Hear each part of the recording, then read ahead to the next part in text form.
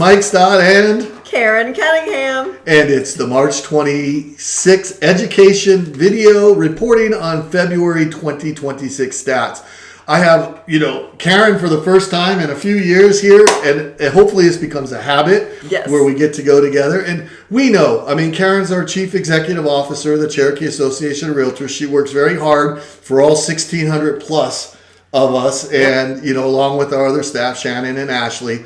But we do this because we know that you serve our communities, we're helping protect private property rights, and we elevate our profession. And next month, we'll talk a little about wins we have in the legislature. It was crossover day last Friday. So we'll have an update next month with that. But let's get into the statistics.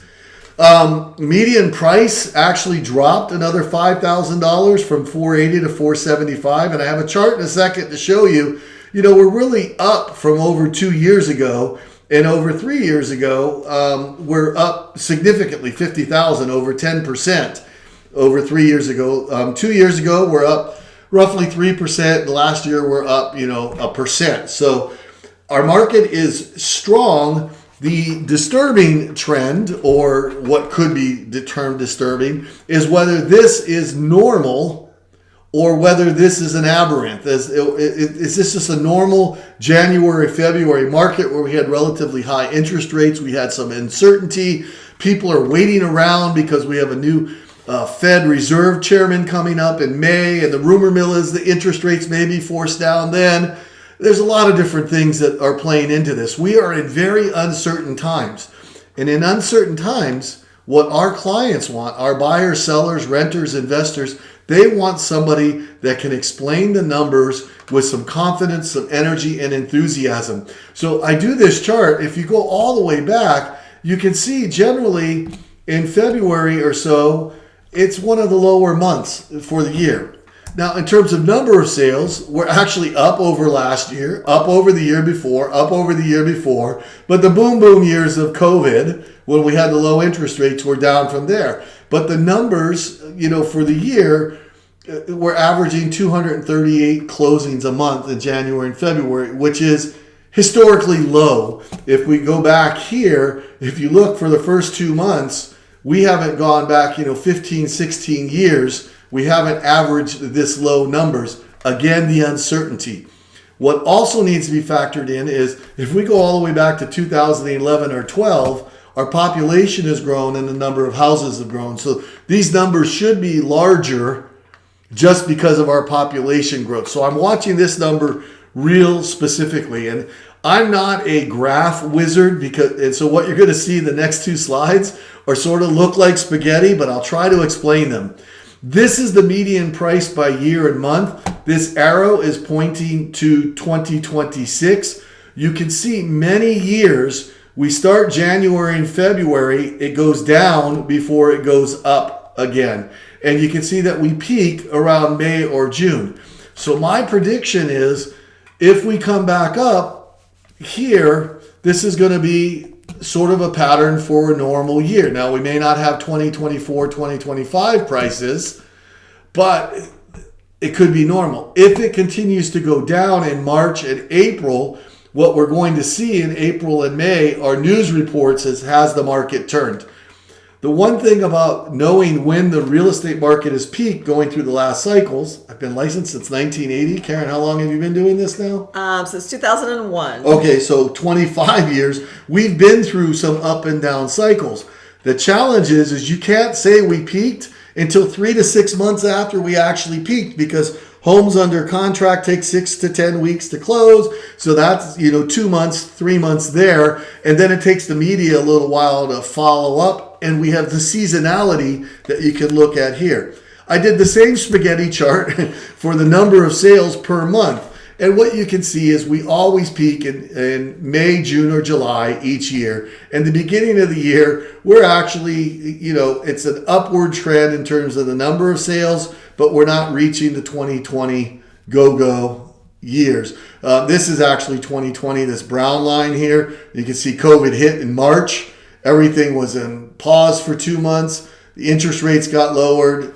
Our advocacy efforts made us critical for the state, and we were allowed to keep working, unlike states like New York, Pennsylvania, Rhode Island, some of those other states. And because of the low interest rates, boom, our sales skyrocketed. So May could be a big month if the Fed chair is successful in getting the interest rates down a lot. The slide I like best, we have 1,114 active listings, which is up 16 from last month.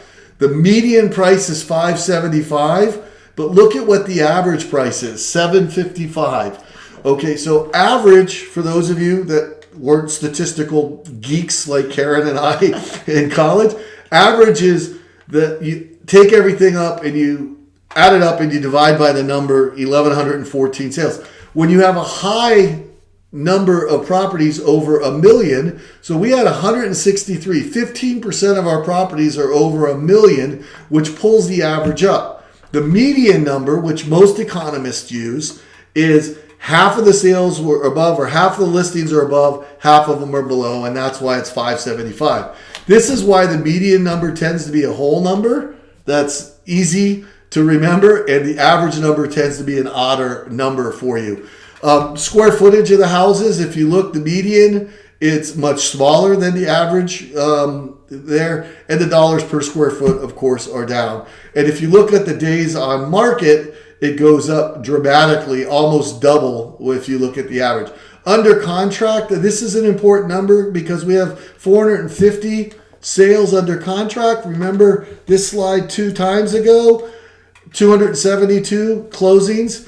Well, in March, if half of these close, we're going to have 250, 260 closings. So the number should go up in March based on closings. But again, look at the median price, 450, 499. Obviously there's 3 times as many of this. So if you factor that in, I would predict next month that we would see the median price to be around 475, 485, somewhere in that number, depending on what actually closes. Interesting to note, though, that what's selling is significantly under the average or the median price. So take that into account when you look at specific areas or specific neighborhoods or school districts or zip codes. Do a micro study and see what the days on market are, see how many price reductions there are, so you can talk intelligently to your clients. And the closings, we had 475,000. 272 of them. The average was 548, almost $50,000, $75,000 higher, but it was a larger house also. So here's what I like.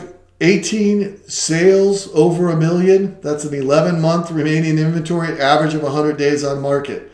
900,000. We have 39 active and 6 sales. So if you're looking at a property listing a home above 900,000, there's close to 200 of them and only 24 closing. And the average time on market is well over 100 days. So if you're going to list an expensive property, make sure it's priced right and plan to be with them for 4 to 6 months. Over 800,000, we had 10 sales with 56 actives, 97 days on market. 700,000, our sweet spot seems to be between above 300,000, but below 700,000. You guys can see all these numbers. And then below 300,000, we had a little bit more on the market. One thing to note for those of you that track this, my 2 that are in Cherokee County, Alabama, and Central Alabama, they've finally been removed from the MLS. I've been after them for 6 months saying this is categorized wrong and something finally changed. But we have 30 active listings. We had 14 sales. The days on market, as you might expect, was much less. 1 was a modular home. 11 were self-identified as fixer-uppers or needing care. 13 were attached housing. And again, nothing wrong with townhouses. My first 2 homes were townhouses. I had a great time in them. And 5 were move-in ready, although none of them was larger than 1,100 square feet. So very small homes. A lot of them are here in Woodstock. They're those little small 900 square foot, 2-bedroom, 1-bath places, but they're in good condition. So they do exist. And, I was going to take off the under 300. I was going to make it under 350. But what the prices look like maybe coming down, I'm leaving this in. For those of you that are just looking for quick statistical analysis, Georgia MLS provides a chart or interesting graphics. It's a little behind because they have to wait a month, 5 weeks or 6 weeks. My stats are a little newer than that, but you can find this here through January. They had the median sales price $485 for townhouses, $385. Mine combined the two. That's how I had $480. But it does break down the townhouses versus the single families. Here's what's interesting: 10% down in the number of closed sales for houses, but the number of closed sales for townhouses was up 100%. So is the market good? It's unbelievable. If you're townhouses, there were 100% more sales. If you were a house, it was 10% fewer. Days on market for the houses went down 4.8%, but the days on market went up almost 30% on the townhouses. So this is why I like the micro statistics. The purpose of this is to give you broad talking points. For those graphical people, you can see the median sales price for Cherokee County. We're doing much better than Georgia as a whole, but we follow this. They use a rolling 12 months calculation, which is they take all the sales of the last 12 months, average them out, and that's why the chart looks smoother than the charts that I use, because they're smarter than I am in putting together charts. But you can see townhouses, it blipped up, it blipped down, and it's remained flat. Houses have been flat also. Karen, we have some exciting things going on with the association, and you wanted to talk about advocacy, which is why we're wearing our super soft, really cool Cherokee Realtor shirts, which are now purple rather than blue. Yes, because we are not the Republican Party or the Democrat Party. We are the Realtor Party. We stay in our lane, and we are the Purple Party. So we have these amazing t-shirts that you can get if you are a member of the $99 RPAC Club. I don't know if you can see it, but it has a great graphic on the back. Whenever I wear this shirt, if I go to the supermarket or the gym or anything, people ask me questions. Yeah, it definitely helps you represent who you are, what you stand for as a realtor, and that you love this industry. So if you do love this industry, I would be remiss to not encourage you to invest in RPAC as a proud member of the CAOR RPAC Fundraising Council. It is my duty to encourage you to invest in RPAC. I also invest in RPAC, and this year I have pledged to be an RPAC major investor at the $1,000 level. So the very least I'm asking of you is to pay the $35 fee on your dues invoice. Think of it as literally the world's tiniest insurance policy for your business. And for those of you who did pay that, I'm super grateful. And if you want to step up and be a member of the 99 Club, pay that extra $64, you too can have one of these amazing purple super soft realtor t-shirts. It's a good thing. And, I'm a big, strong supporter of the advocacy. I'm sort of involved on the state level in a couple of things, and next month we'll hear about some of the things we protected this year for you from our state lawmakers, things like rent control or things like stopping investors from buying properties, that sort of thing. We want everything done responsibly. Last year, the big one in property management side was that you have to have a licensed salesperson, realtor, as a property manager if you're going to be doing business in this state. And there's a couple of exceptions for people that live near the border, but you have to have a licensed realtor, which is huge for those of us that do property management or help people with investors, buying and selling.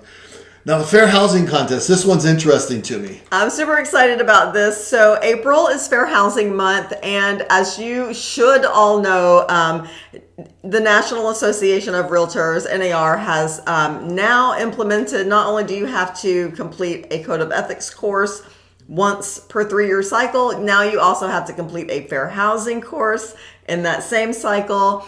And to help motivate you guys, we're having a fun little contest. So if in the month of April you complete the Fair Housing 2.0 simulator, you'll be entered into a drawing to win a $100 Visa gift card.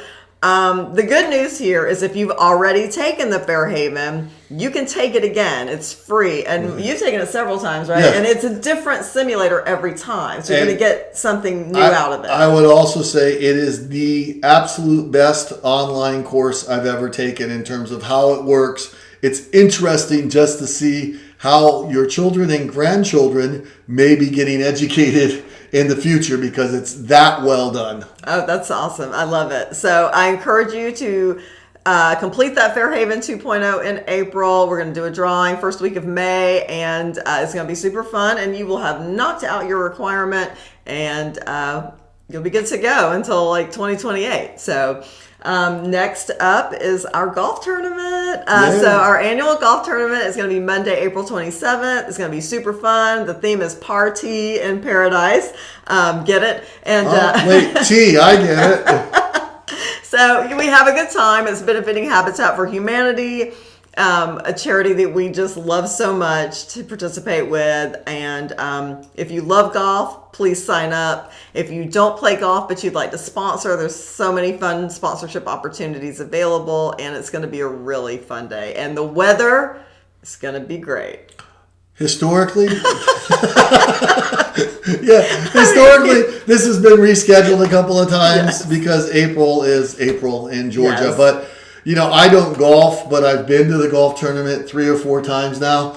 Talk about a great group of people having a good time. Yes. It's a good chance, for those of you that do golf, get a foursome of some of your past clients. Yeah. So you come in, pay the early bird fee, it's $595. Yep. Take out 3 of your past clients, get them to know each other, and just thank them for being your past clients and leave it at that. And I guarantee you, over time, that will build a relationship that will build referrals for you. That's a fantastic idea. Yeah, so you don't need to find 4 realtors from your office. No. If you like to golf, just invite 4 of your past clients to golf. And what's really good is many of them won't be able to help, so you get to invite like 10 or 15 of your past clients that know you're involved in the community, that you're helping Habitat for Humanity, and that you like to have fun. Exactly. There you go. So, that's it sort of for this month. It's March 2026. Hard to believe we're almost through with a third of the year, a quarter of the year, I guess. And remember, get out there, serve your communities, help protect private property rights, and as always, continue to elevate our profession. Last interesting stat I heard is, Georgia, you're not required to be a board member in order to join an MLS. And we're one of the few MLSs that do that. But here's what I heard at the state convention. Over 83%, I believe was the number that I heard, of all the transactions are done by realtors, even though we're only 50% are board members. So board members do 83% of the transactions in real estate. So, hey, be proud of yourself. Go help somebody today. And as always, if you like this, it's all due to Karen. If you have any questions, complaints, illusions or delusions, contact me at mike.stott@mac.com, and we'll be happy to chat with you. Thanks. Bye.